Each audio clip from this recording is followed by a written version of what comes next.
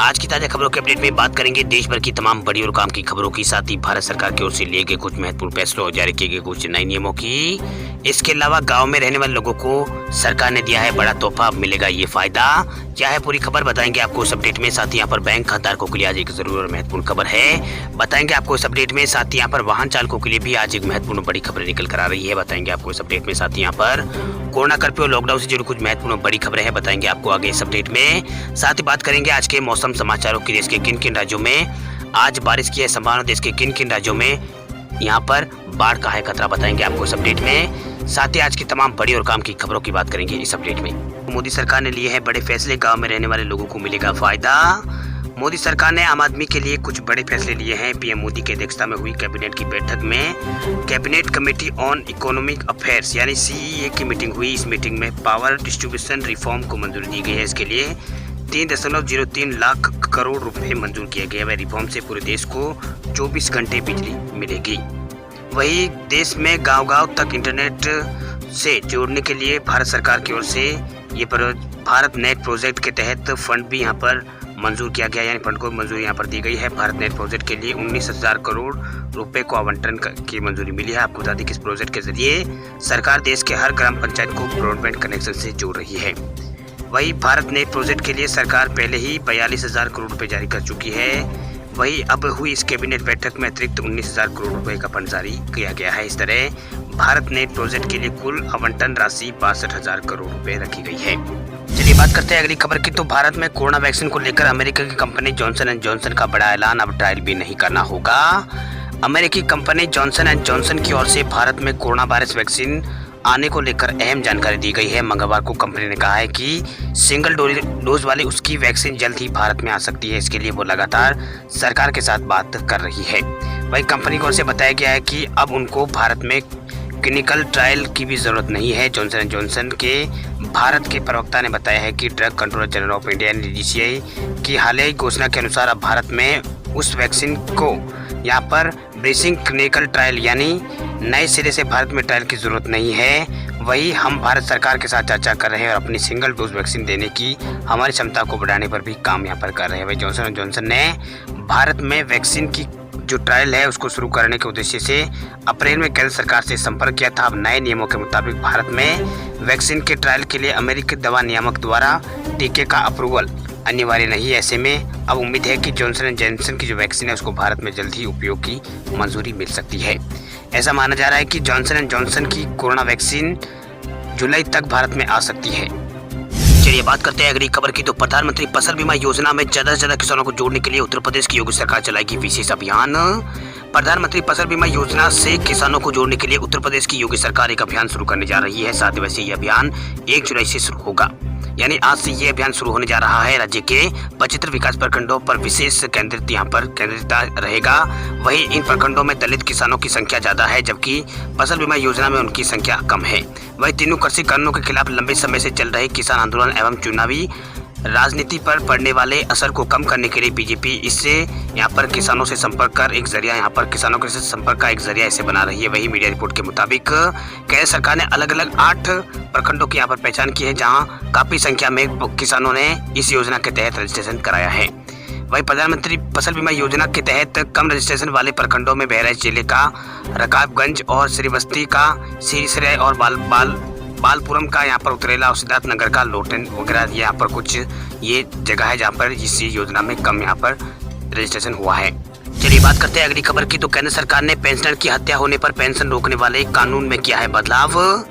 केंद्र सरकार ने लोगों को पेंशन से जुड़े 50 साल पुराने कानून में बदलाव करके राहत दी है। केंद्र सरकार ने कहा है कि पेंशनर की हत्या से जुड़े मामले में पारिवारिक पेंशन निलंबित नहीं की जाएगी, बल्कि परिवार के अगले पात्र सदस्य को तुरंत दे दी जाएगी। दरअसल पेंशन से जुड़ा ये मामला 50 साल पुराना है। कानून 16 जून से यहाँ पर ये बदल दिया गया है। साल 1972 में आए इस कानून में पेंशनर की हत्या के मामले यहाँ पर बढ़ने लगे थे।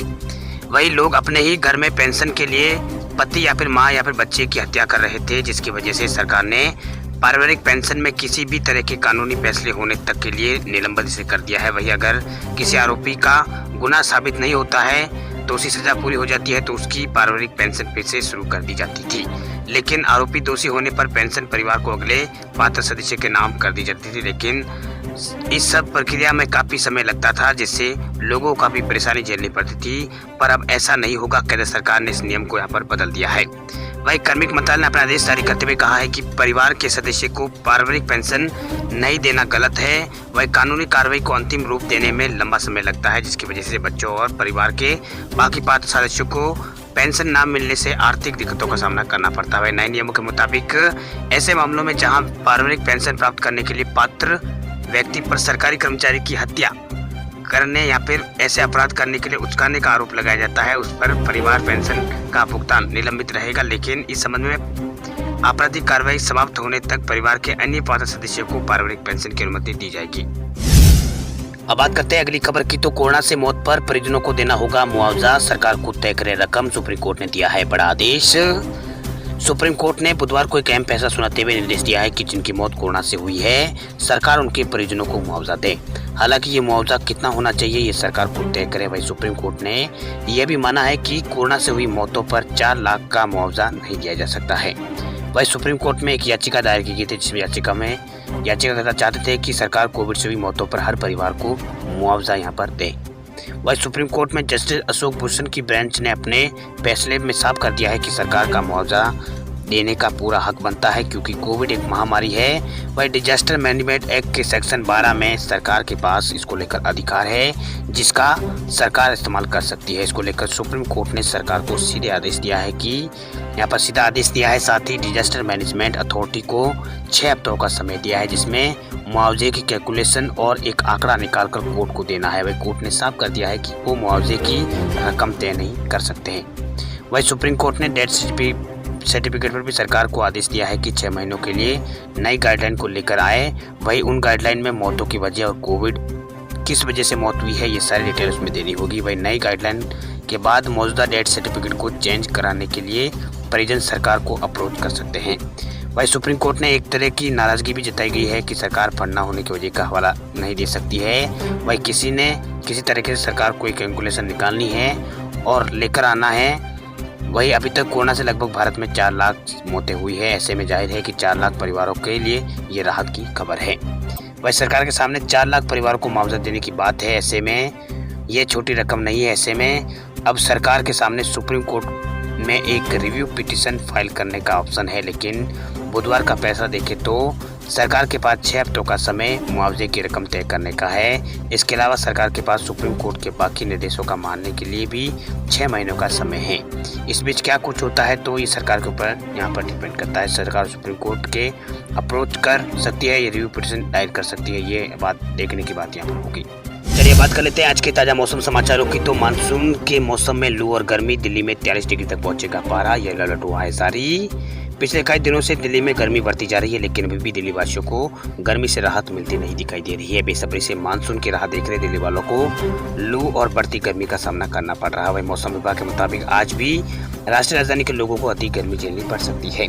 वही मौसम विभाग के पूर्वानुमान के अनुसार आज अधिकतम तापमान 43 डिग्री के आसपास पहुंच सकता है। यदि पारा 43 डिग्री पर पहुंच जाता तो ये साल का अब तक का सबसे यहाँ पर अधिकतम तापमान होगा। इस दौरान न्यूनतम तापमान 28 डिग्री के आसपास रहेगा। वही मौसम विभाग ने लू को लेकर 2 दिन के लिए येलो अलर्ट यहाँ पर जारी कर दिया है। वही मौसम विभाग ने कहा है कि 2 जुलाई को दिल्ली में बादल छा सकते हैं। इस दौरान न्यूनतम तापमान 29 और अधिकतम 21 डिग्री तक जा सकता है। वही मौसम विभाग के अनुसार मौजूदा मौसमी परिस्थितियाँ, बड़े पैमाने पर वायुमंडलीय विशेषताएं और अनुमत हवाएं को देखते हुए राजस्थान, हरियाणा, चंडीगढ़, पश्चिमी उत्तर प्रदेश और पंजाब और दिल्ली के शेष हिस्सों में मानसून अगले 5 दिन में आगे बढ़ने के लिए फिलहाल यहाँ पर कोई संभावना नहीं है। 5 दिन तो आगे बढ़ने की कोई फिलहाल संभावना नहीं है। वह परिस्थितियाँ बनने के कोई आसार नहीं दिख रहे हैं। वही मौसम विभाग की माने तो दिल्ली में अभी मानसून आने में वक्त लगेगा, यानी जुलाई के यहाँ पर 8 जुलाई के आसपास दिल्ली में मानसून आने की बात यहाँ पर कही गई है। इसके अलावा यूपी और बिहार में भी तेज बारिश का दौर जारी है। उत्तर प्रदेश में अगले 24 घंटों के दौरान और भी कुछ इलाकों में बारिश के आसार यहाँ पर जताए गए हैं। वही पश्चिमी यूपी के लोगों को कुछ बारिश से का और यहाँ पर इंतजार करना होगा। पश्चिमी यूपी के अंदर फिलहाल जो जिले हैं उन लोगों को यहाँ पर फिलहाल बारिश के लिए इंतजार करना होगा। वही पूर्वांचल के इलाकों में बारिश के आसार जताए गए हैं। वही उत्तर प्रदेश के बाद बिहार में भी लगातार मौसम का मिजाज यहाँ पर बदल रहा है। वही 2 जुलाई तक यहाँ पर मानसून की जो बारिश है वो जारी रहने की संभावना है। वही 2 जुलाई के बाद कुछ बारिश से राहत मिलने के आसार हैं। वहीं दक्षिणी पश्चिम मानसून अपने सामान्य समय से 2 हफ्ते पहले राजस्थान के बाड़मेर पहुंच गया है, जो कि आखिरी पड़ाव से एक है। वहीं दिल्ली समेत उत्तर भारत के मैदानी हिस्सों में अभी भी मानसून की बारिश का इंतजार है। फिलहाल जो भीषण गर्मी दिल्ली में पड़ रही है, भारतीय मौसम विभाग के मुताबिक दक्षिणी पश्चिम मानसून की उत्तरी सीमा यहाँ पर बाड़मेर, भीलवाड़ा, धौलपुर, अलीगढ़, मेरठ, अंबाला, अमृतसर से होकर गुजर रही है। वहीं केरल में 2 दिन देरी के बाद पहुंचने वाला मानसून अब सामान्य से 7 दिन पहले पूर्वी मध्य और उत्तर पश्चिम भारत में दस्तक दे चुका है। इस क्रम में मानसून राजस्थान के सीमावर्ती और रेगिस्तानी जिले बाड़मेर पहुंच गया है, लेकिन पश्चिमी उत्तर प्रदेश और पंजाब, हरियाणा में अभी भी बारिश का इंतजार यहाँ पर कर रहे हैं।